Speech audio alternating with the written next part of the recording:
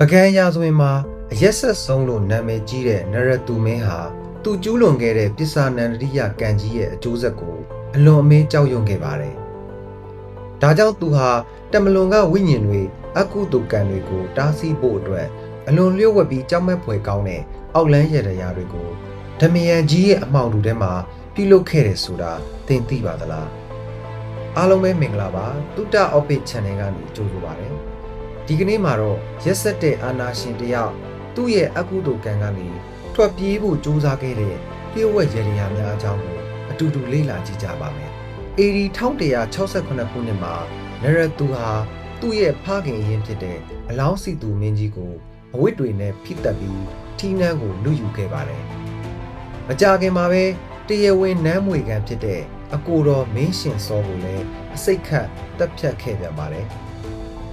ထီးနှန်းအာဏာကိုရရှိသွားပေမဲ့နရတူရဲ့စိတ်ထဲမှာတော့ငြိမ်းချမ်းမှုဆိုတာလုံးဝမရှိခဲ့ပါဘူး။မြန်မာတို့ရဲ့အယူအဆအရ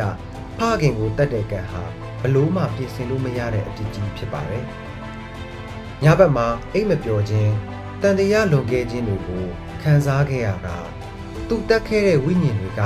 သူ့ကိုအချိန်မရွေးလာရောက်ကလစားချီမယ်လို့အမြဲတမ်းခြောက်လှန့်နေခဲ့ပါတယ်။ဒီကြောက်ရွံ့မှုတွေကိုလွတ်မြောက်ဖို့အတွက်သူဟာဓမယံကြီးကိုစတင်တိဆောက်ခဲ့ပါတော့တယ်။ဒီဖျားကြီးဟာကုသိုလ်ယူဖို့ထက်မကောင်းဆိုးဝါးတွေဝင်မလာနိုင်အောင်အုတ်တွေကိုအတချောင်းထိုးမရတဲ့အထိစိစက်စွာစီခိုင်းခဲ့တာလို့သမိုင်းပညာရှင်တချို့ကသုံးသပ်ကြပါတယ်။ပိုပြီးလျှို့ဝှက်စမ်းကြတာကဒီအလုံးပိတ်လှိုင်ကောင်းတွေထဲမှာနရတူမင်းဟာအဲ့ဒီခေတ်ကအရေးကြီးတွေဒါမှမဟုတ်အောက်လန်းပညာရှင်တွေနဲ့ပေါင်းပြီးတော့အကုသိုလ်ကံကိုရှောင်လွှဲနိုင်မဲ့လျှို့ဝှက်ရတရားတွေမာနရေးယူမှုတွေကိုပြုလုပ်ခဲ့တယ်ဆိုတဲ့အချက်ပါပဲ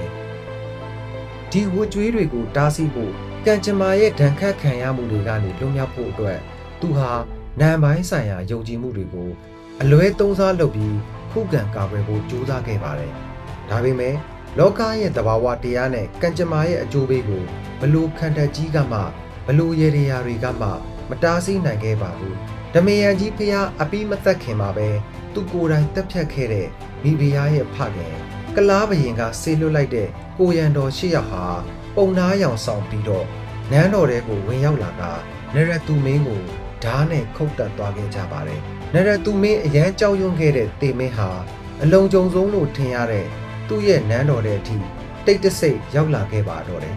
ဒါကြောင့်သူ့ကိုတမိုင်းမှာကလကြာမင်းလို့ခေါ်တွင်ခဲ့ကြတာပါဒီတမယံကြီးဖျားဟာဒီကနေ့ဒီချိန်ထိမပြီးတတ်နိုင်တဲ့ပုံစံနဲ့ပကံမြေမှာမမမမရက်တည်နေသေးပါပဲ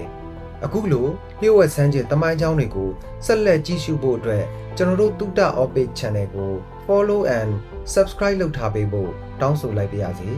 နောက်ဗီဒီယိုတွေမှာပြန်တွေ့ပါမယ်